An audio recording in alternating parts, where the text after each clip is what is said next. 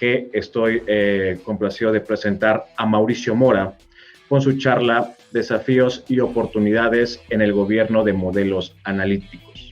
Actualmente, Mauricio Mora es líder analítico en Cala Analytics en México.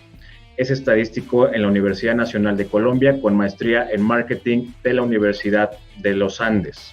Cuenta con más de 18 años de experiencia en el mundo analítico. Ha sido director de capacitación y consultoría en Cala Colombia, director de capacitación y consultoría en SPSS Argentina, consultor senior en Telcel y Círculo de Crédito, gerente de riesgo de crédito, cobranza, back office en Credifiel y ahora como líder del equipo analítico en Cala Analytics México. Rafael, muchísimas gracias por esa introducción. Buenas tardes a todos, qué rico tenerlos por acá. Espero que estén viendo mi pantalla. La idea es tratar con un poco de detalle. Sé que hay veces difícil, sobre todo por estos tiempos tan reducidos, llegar a entrar un poco más al detalle que nos gustaría tener en ese tipo de presentaciones, pero vamos a ver un poco de esta parte del gobierno de los modelos. Un modelo matemático, un modelo analítico, es esta representación matemática que tenemos, estos algoritmos matemáticos que lo que buscan es representar un problema de negocio y tienen el objetivo de poder predecir. Vamos a poder predecir un evento, las fallas, la morosidad, el fraude, si fue un siniestro o no fue un siniestro. De pronto también podemos predecir, optimizar algo, un precio, un inventario, algún proceso en cobranzas en riesgo. Podemos responder alguna pregunta un poco tal vez más general, como detectar anomalías, ver clasificaciones, ver reconocimiento de imágenes o cualquier aspecto de este estilo. Básicamente estos modelos o estos algoritmos matemáticos, lo que vamos a intentar hacer es tener un resultado, tener esta ecuación y podérsela aplicar a un nuevo set de datos y poderlo calificar. Y ese pronóstico debe ser lo más cercano a la parte real.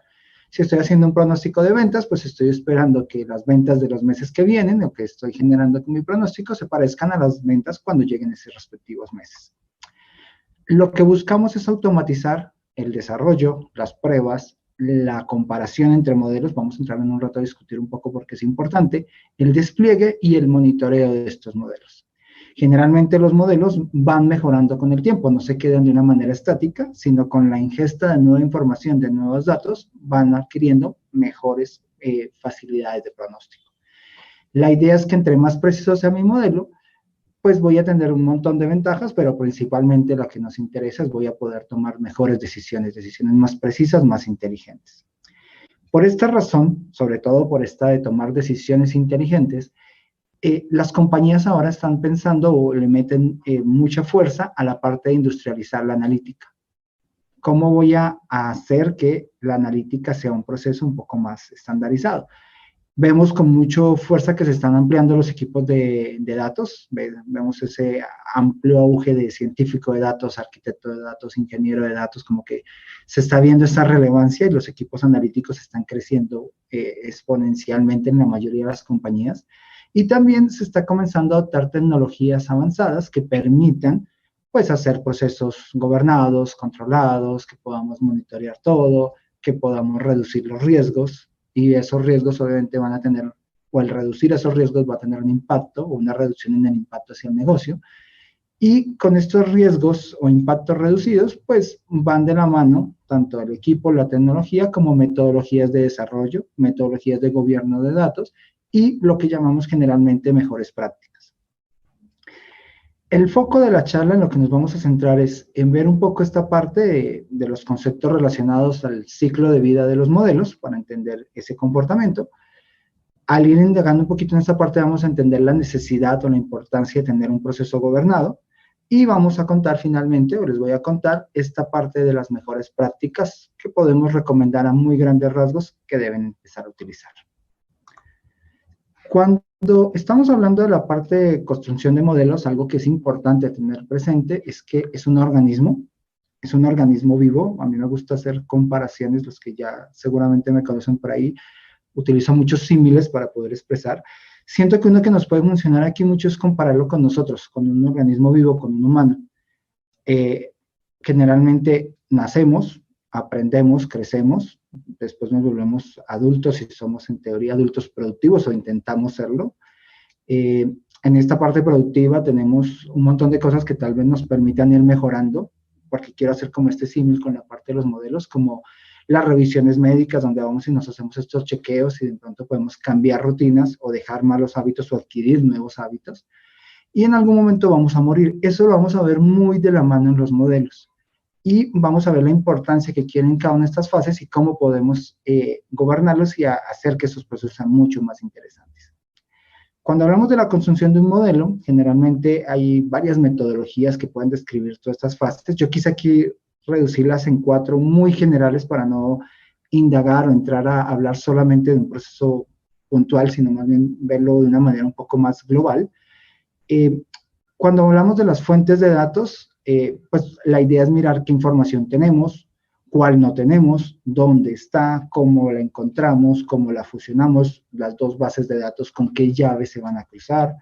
Cuando hablamos de la parte de recolección, miramos como, cuáles son las variables que son más prometedoras, por llamarlo de alguna manera. ¿Será que estas variables sí me van a funcionar en el modelo o será que no me van a funcionar en el modelo?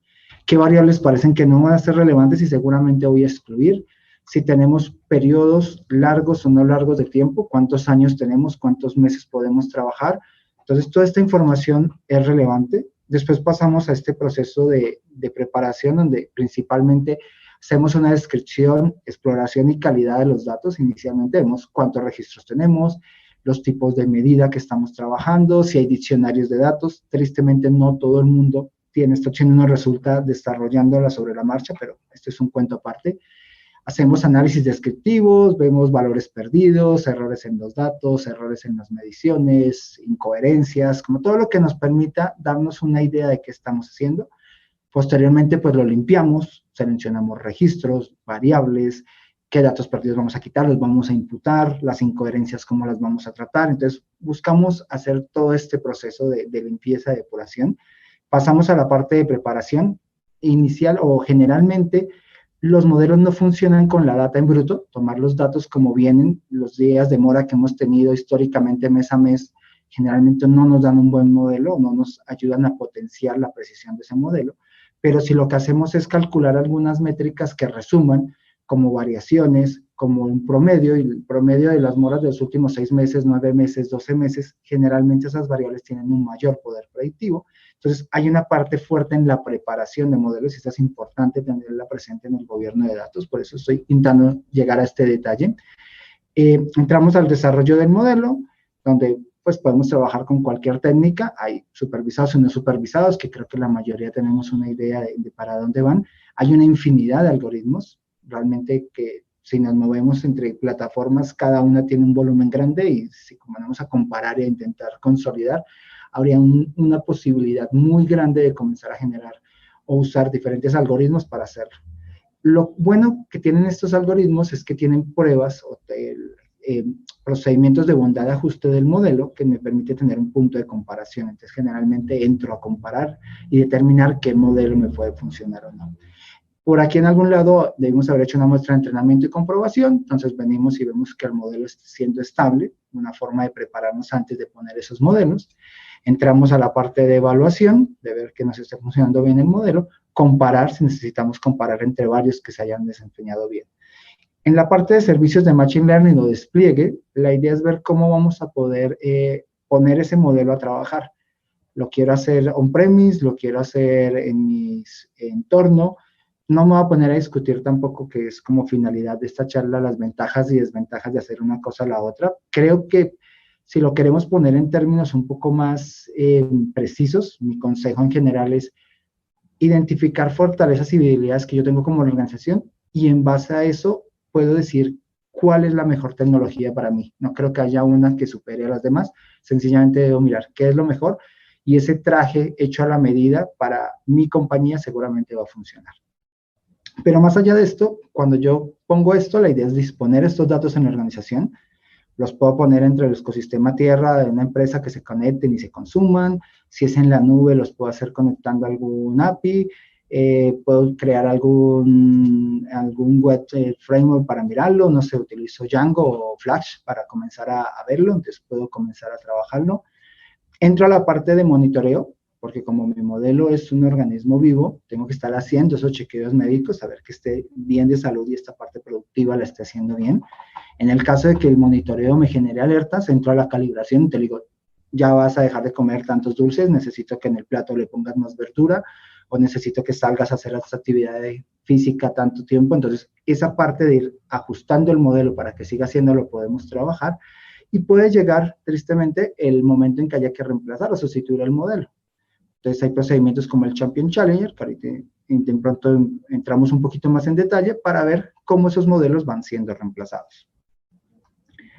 Si esto lo llevamos a este ciclo de vida, al hacer la comparativa como el que estamos haciendo con los humanos, básicamente cuando uno comienza a trabajar esto en cualquier organización, surge una pregunta y es, ¿cuál va a ser la vida útil de este proceso? Entonces es importante entender este nacimiento, crecimiento y madurez, y por llamarlo de alguna manera este ocaso, no necesariamente tiene que ser ocaso, por eso quise poner ahí esta parte de extensión de la vida, que ahorita discutimos con un poco de detalle. Pero entendiendo todos estos ciclos, me va a poder ser un poco más cómodo y sencillo saber dónde debo comenzar a preocupar.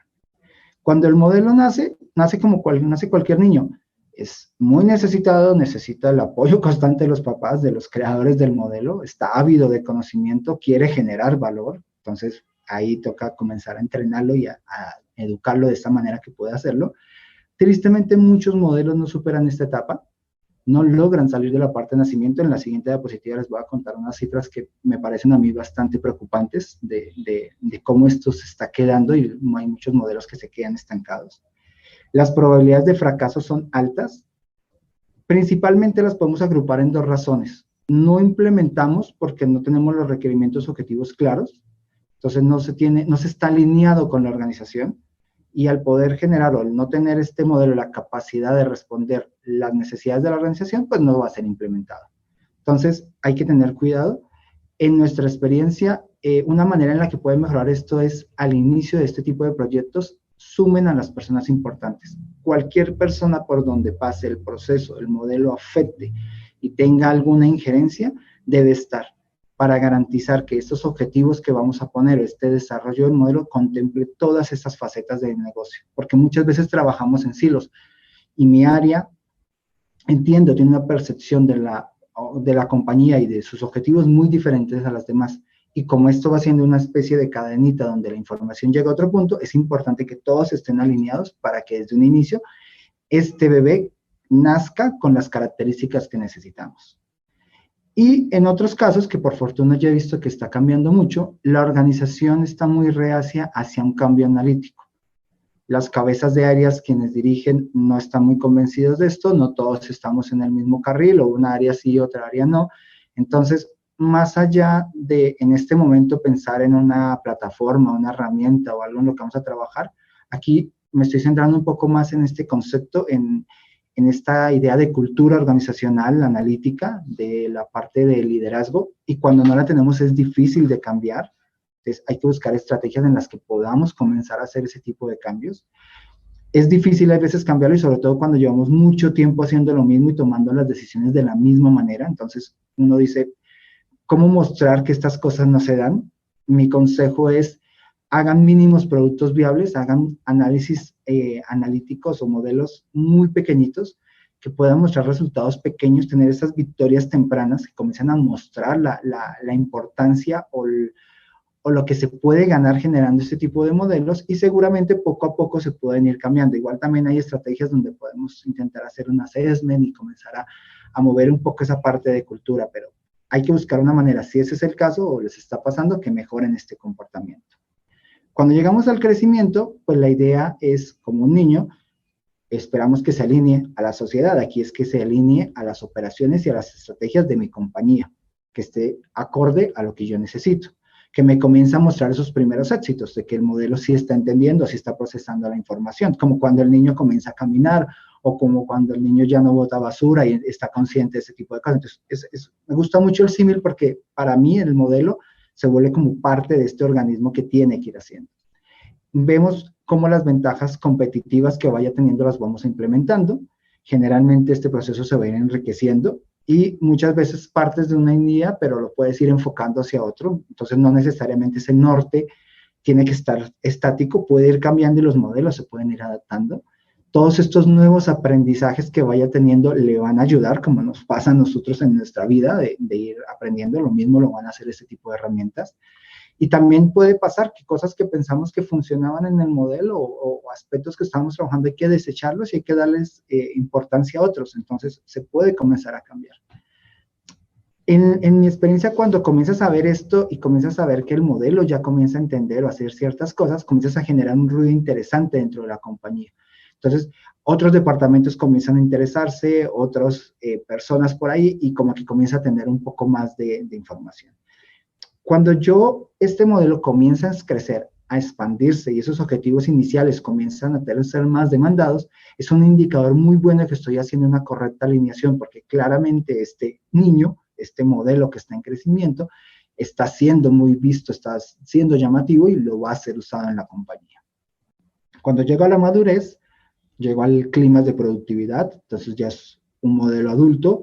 La idea es que ya está trabajando, ya está generando utilidades, ya venga dinero por una labor que está haciendo, ya seguramente tiene un montón de trabajo donde está constantemente un montón de data o un proceso de información para que tome decisiones.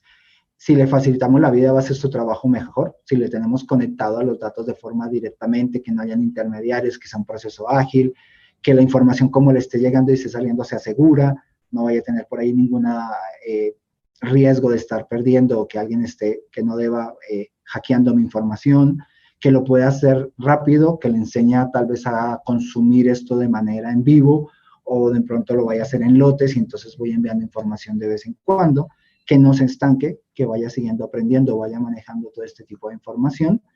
Y no quiere decir que el modelo en este momento, porque ya aprendió, porque se usa, se quede quieto. Un modelo puede seguir siendo útil y puede durar todo el tiempo que quiera, siempre y cuando la organización y el ambiente en que se está trabajando lo permita. Importante, el monitoreo. Yo necesito garantizar que el modelo esté haciendo las cosas adecuadas. Revisar que esté pronosticando de la manera precisa, que se esté trabajando y que esté cumpliendo como esos objetivos de lo que estaba intentando mirar. Cuando ya vemos hacia la parte final, yo no quiero hablar de muerte de modelos, creo que aquí se puede ir un poco más allá, pero si la visión de la organización lo permite, va a morir. Si la visión de la organización lo mantiene, va a seguir funcionando. Entonces creo que vamos un poco más allá del modelo como tal, sino a las necesidades de la organización. Generalmente con el tiempo, pues como nos pasa a nosotros cuando estamos viejos, perdemos facultades de respuesta. Nuestros reflejos son menos, tomamos decisiones un poco más lento. Lo mismo le va a pasar al modelo. Al modelo lo que le impacta principalmente es el paso del tiempo en el sentido de que hay nuevos requerimientos, hay nueva información que él no entendió. El modelo aprendió de esta historia y con esa historia creó esas reglas, esos patrones que están haciendo. Entonces, esa nueva historia o nuevos cambios que se están dando microeconómicos o de diferentes aspectos que pueden darse, van a afectar y ya no le van a permitir tener esa tasa de respuesta. Si yo le inyecto esa nueva data, pues él va a poder aprender. Eso es una recalibración donde yo, conforme vaya dándome cuenta que el modelo se está fallando, lo voy a recalibrar. La idea es que de esta manera lo puedo seguir haciendo. Muchas veces le hago pequeños ajustes, lo voy cambiando hasta que el modelo siga funcionando. Ahí hay una parábola, un concepto curioso, o a mí me llama mucho la atención y lo he similado con una parábola que leí hace un montón, que me llamó en mi infancia la atención, que es el barco de Perseo, que no sé si lo han escuchado, donde dice que los griegos tenían el barco de Perseo, y después de que Perseo ya dejó el mundo y lo seguían cuidando, pero cada vez que se le dañaba algo lo cambiaban. Entonces cambiaban una tabla que se dañaba, cambiaban el mástil, cambiaban el timón, cambiaban cualquier herraje o cualquier cosa que estuvieran haciendo, lo iban cambiando. Entonces el punto era hasta qué punto ese seguía siendo el barco de Perseo, era más o menos la idea de la parábola. Ha sufrido tantos cambios del original que es posible que ninguna pieza sea la original, pero seguimos diciendo que es el barco de Perseo. Entonces creo que aquí pasa algo similar con el modelo, o a mí lo que me impresiona en ese momento es creo que aplica para nosotros. Las células que teníamos de niños, ninguna célula es la que tenemos ahora. O sea, realmente yo sigo siendo el yo que era o estoy siendo algo completamente diferente. Pero bueno, en estos cambios que estamos teniendo del modelo, en esta parte en que vamos cambiando cada una de esas piecitas, puede ser que sea algo completamente diferente, pero es el modelo que tenemos y que va evolucionando y vamos utilizando. Entonces, es bueno tenerlo por ahí presente. Las prácticas van evolucionando. lo que hacíamos analíticamente en el 2010 y lo comparo con el 2020 son cosas completamente diferentes, hay un montón de desarrollo. Si lo miro con lo que vamos a hacer en el 2025, seguramente va a haber un montón. Entonces, es bueno ver cómo puedo darle un poco más de vida a mi modelo si comienzo a implementar o utilizar estas nuevas opciones. A mí siempre me gusta, cuando veo este tipo de cosas y ya el modelo está en un punto final, preguntarle a la compañía, ¿qué sucedería si en este momento bajáramos el modelo? Si ya no tuviéramos la información, el pronóstico, lo que estemos mirando este modelo para tomar decisión. La respuesta que me den me puede dar luces de si estamos alineados humano técnico con los objetivos que hablábamos o si realmente el modelo lo vamos a dejar morir. Entonces, por ahí lo pueden tener presente en ese lado. Cuando lo vemos en la parte de operacionalización, que realmente es un término un poco llevado del inglés al español, es un proceso mediante el cual describimos estrictamente las variables de un fenómeno para poderlas explicar a partir de factores medibles. Cuando lo vemos hacia la parte analítica, la idea es que esos factores medibles de éxito son el ciclo de vida del proceso, o sea, en este caso de los modelos. Entonces, es una manera en la que podemos tal vez operacionalizar estos modelos para poderlos trabajar o hacer esta parte de gobierno. Unas cifras que a mí me preocuparon mucho y me han preocupado desde hace un tiempo que no van disminuyendo, pero se mantienen, es, por ejemplo, que el 50% de los modelos construidos nunca se ponen en operación. Nunca les permitimos nacer por las razones que vimos o por un montón más que hay por ahí. Entonces, hay que tener cuidado. El 90% de los modelos que lograron nacer, o sea, el 50% que ya lograron nacer, tardan más de 3 meses en implementarse. Y muchas veces cuando ya tenemos ese modelo para implementar, el cambio, o ya ha surgido tanto cambio en mi negocio que ese modelo no se vuelve operativo o no va a funcionar. Porque como ya cambió tanta la historia y no lo he podido calibrar, entonces voy a tardar. Y si me pongo a calibrarlo y espero otro montón de meses, nunca va a entrar realmente a funcionar. Y si digo de esos 10% que se lograron hacer, de esos 90%, perdón, que se hicieron después, el 44% toma más de 7 meses en ponerse en producción. Entonces, realmente es muy complicado lo que estamos viendo como panorama general. ¿Qué tenemos como retos? Básicamente, cuando uno habla de un modelo y lo mira dentro de su nichito, pareciera fácil, digamos que tiene sus complejidades, pero si estoy hablando de una organización que tiene decenas de modelos o cientos de modelos, las cosas no son tan sencillas. Voy a poner un ejemplo de esas empresas que no existen, donde vamos a tener decenas de modelos integrados. Entonces tengo un modelo para fraude, para originación, para pronóstico de ventas, y tengo N,000 modelos por ahí, decenas para no exagerar tanto. Resulta que cada unidad con sus respectivos analistas lo desarrollan de forma diferente, como quieren, como sus conocimientos le dan, entonces hacen cosas completamente diferentes. No hay un estándar de almacenamiento, mucho menos de implementación o de gestión. No hay documentación de los modelos. No sabemos si hay requisitos, controles que se apliquen. Los resultados pueden ser incoherentes porque metemos de pronto una variable que no correspondía o la variable ahora se agrupó de otra manera. Era 1 hombre, 2 mujer y resulta que ahora viene H y M. Entonces se entra entre el modelo y por algún criterio el modelo genera algo, pero de pronto no lo estamos generando bien. No estamos haciendo validaciones, no estamos haciendo backtesting, monitoreo o malas decisiones para hacer. Básicamente, estas preguntas que yo puse acá, si las pueden entrar a indagar, a mirar y las contestan, estamos muy bien en nuestro proceso.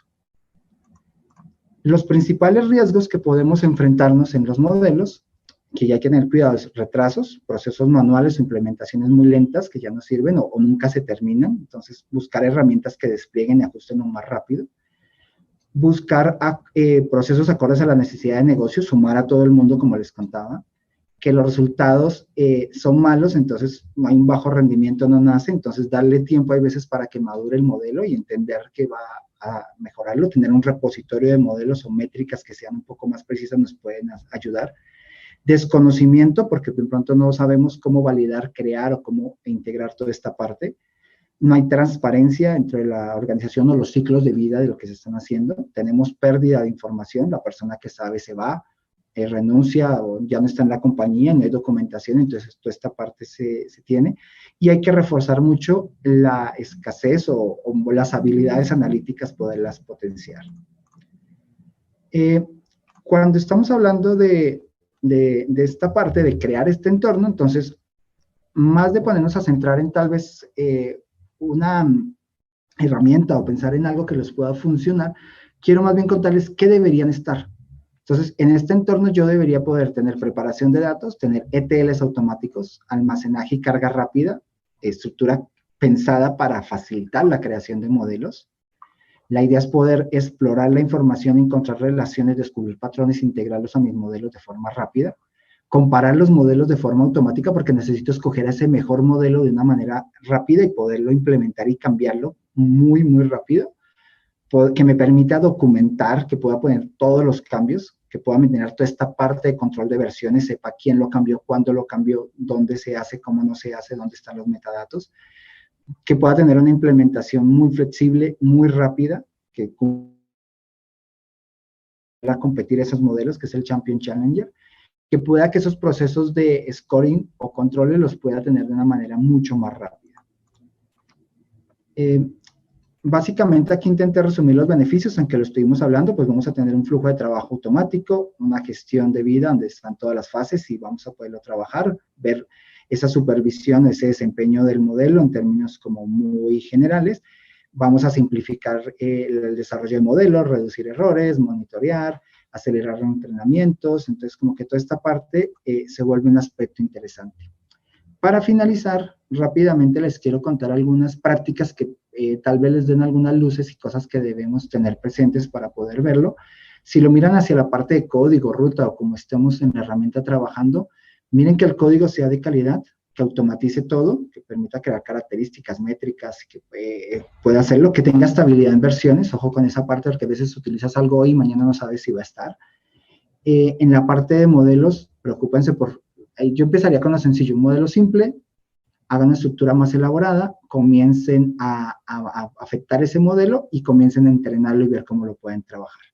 Y en la parte de despliegue, empiecen planeando, desplegando, automatizando un poco, ver cómo podemos subir y bajar o regresar a versiones anteriores, y entre más sencillo lo pueden hacer, mucho mejor. Este es un pequeño abrebocas, básicamente la idea es como que tengamos una visión muy general, espero que les haya servido, y no sé si haya por ahí alguna pregunta en la que necesiten mi apoyo. Claro que sí, Mauricio, muchísimas gracias por esta cátedra, realmente de mucho aprendizaje. Y sí, nos da tiempo solo para una pregunta, quisiéramos tener más tiempo para más preguntas, pero creo que esta pregunta es muy atinada. ¿Cuáles estrategias de monitoreo recomiendas implementar para evaluar un modelo y cada cuándo debería monitorearse? Muy buena pregunta, y creo que el problema es que es muy particular para cada modelo que estemos haciendo. No es lo mismo si estoy manejando un pronóstico de series de tiempo, si estoy hablando de un modelo de cobranza, de un modelo de originación, de upselling, cross-selling, cambia un poco.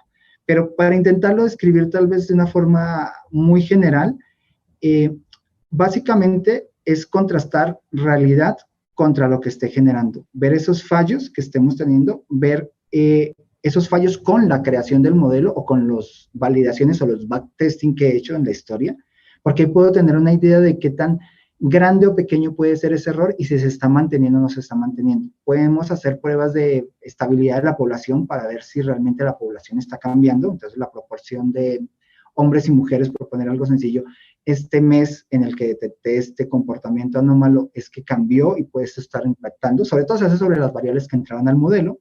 Entonces uno lo complementa, realmente lo que hace es esta comparación, métricas, ver el KS, el Gini, una diferencia de errores, el error cuadrático medio, cosas de ese estilo, y ver estabilidad de la población. Cada cuánto yo digo que es algo muy particular. Yo he visto modelos muy volátiles, hemos hecho modelos por ejemplo, de renovación de algún proceso, para no entrar en detalles y contarles realmente la persona que lo hacía, el periódico que trabajábamos, que tocaba estarlo cambiando cada 2-3 meses el modelo, estarlo recalibrando porque necesitaba un proceso muy rápido y casi que el monitoreo era cada 15 días para estar detectando este fenómeno. Y modelos un poco más estables que duran 1 o 2 años en funcionamiento. Entonces, mi consejo es empezar tal vez con periodos muy chiquitos, cada mes, cada 2 meses, estar revisando Y cuando uno ya comienza a tener esa cierta historia y ver esa estabilidad y ver dónde pueden estar, puede ampliar un poquito más o darse cuenta que necesita tal vez hacer una revisión más detallada para poderlo ver.